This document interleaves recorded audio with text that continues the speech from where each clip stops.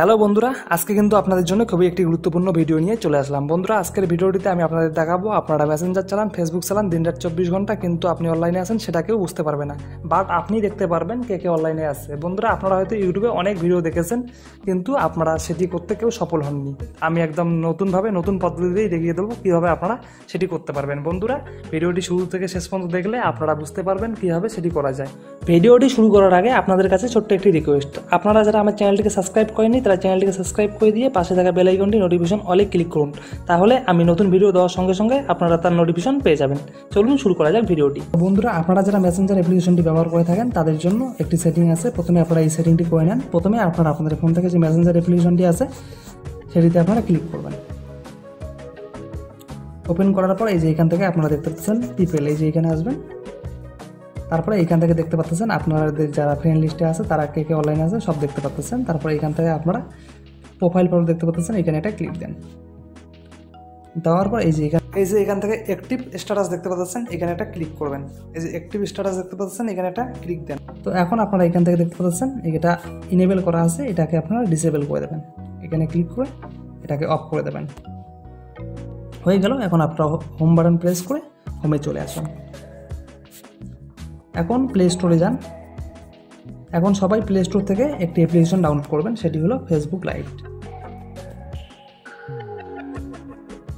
Facebook light লিখে search দেন, এই যে এখানে ফেসবুক লাইট অ্যাপ্লিকেশনটি চলে আসছে। এখন আপনারা এটাতে ক্লিক করবেন।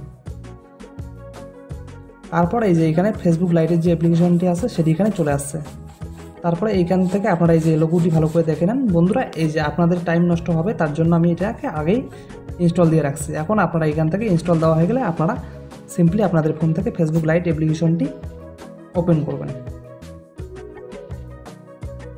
হ্যাঁ, তো বন্ধুরা, ওপেন করা হয়ে গেলে এই যে দেখেন আমাদের যে ফেসবুকের যে অনলাইন আসলে যে সবুজ যে সিগন্যালটি আছে সেটি এখানে শো করতেছে।